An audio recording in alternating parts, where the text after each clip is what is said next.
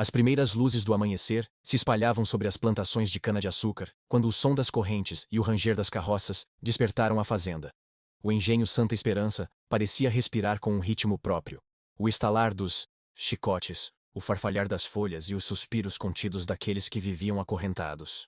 Entre os trabalhadores, havia uma jovem chamada Rosa, de pele escura reluzente, e olhos que guardavam a força de gerações inteiras. Rosa fora separada de sua mãe ainda criança, e aprendera cedo a sufocar os próprios sonhos. Mas, em seu íntimo, havia algo que nunca se apagou. Uma chama de esperança. Dom Henrique Albuquerque, filho mais novo de uma família de nobres portugueses, herdara o engenho após a morte repentina do pai.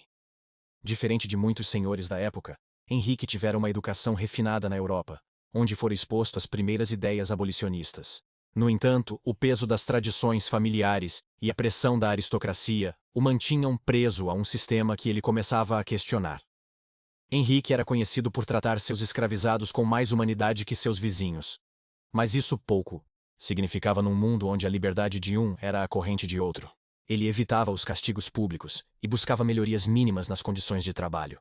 Mas o sistema continuava cruel. Certa manhã, Rosa foi encarregada de levar água fresca para os campos, onde Henrique supervisionava a colheita. O sol castigava e o suor escorria por seu rosto quando seus olhos encontraram os dele. Não foi um olhar longo, nem cheio de palavras silenciosas. Foi apenas um instante, mas que pareceu suspender o mundo. Henrique viu algo diferente na jovem. Uma determinação silenciosa, uma dignidade que nem as correntes haviam destruído. Rosa, por sua vez, percebeu uma hesitação nos olhos do senhor, como se ali houvesse um homem dividido entre o dever e a consciência. Nas semanas seguintes, pequenos encontros casuais aconteceram. Uma troca de palavras rápidas quando ninguém estava por perto, um pedaço de pão deixado discretamente perto do alojamento dos escravizados, um olhar prolongado durante a missa dominical na capela do engenho. Certa noite, Rosa foi chamada para levar mantimentos à casa grande.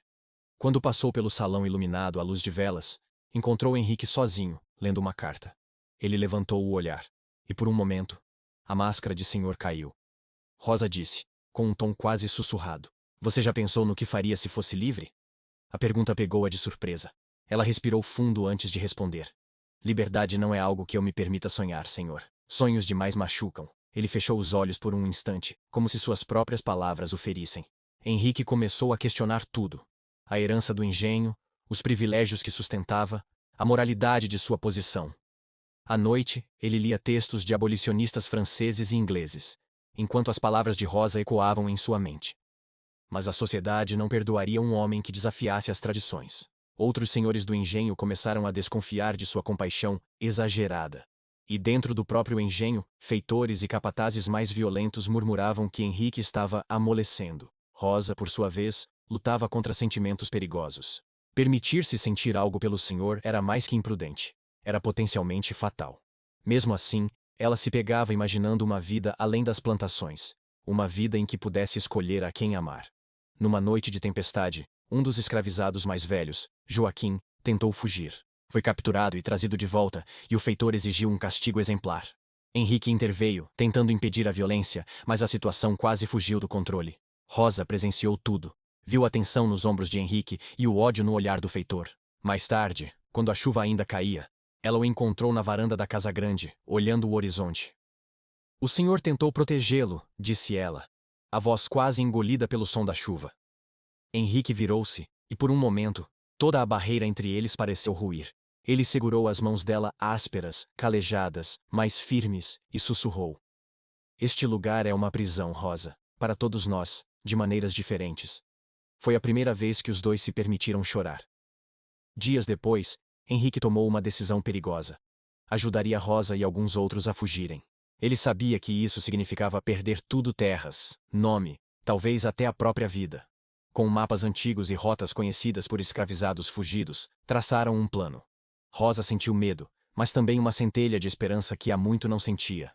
Na noite marcada, a lua estava encoberta por nuvens, como se o céu conspirasse para ocultar seus passos. Henrique entregou a Rosa um pequeno medalhão de prata, herança de sua mãe. "Se sobreviver a esta noite", disse ele, a voz embargada, "lembre-se de que sua vida vale mais que qualquer engenho, mais que qualquer nome."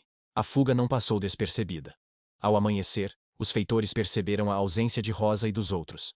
Cavalos foram selados, cães treinados foram soltos, e a caçada começou.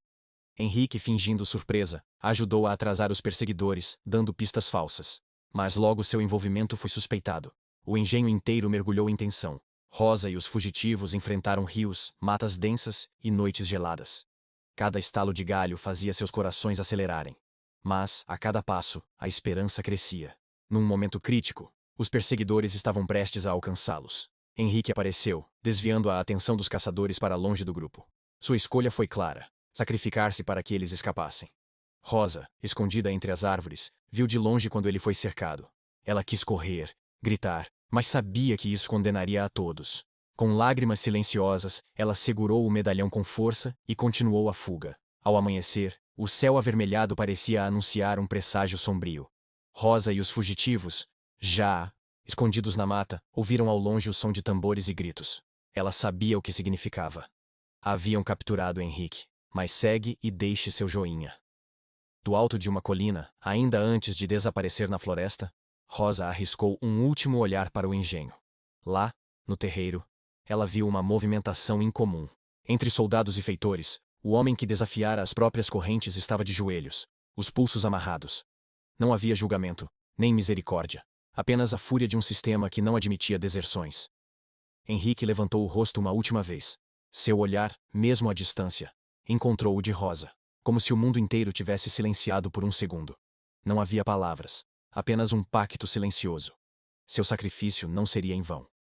O som seco do disparo ecoou pelas plantações, misturando-se ao canto distante dos pássaros.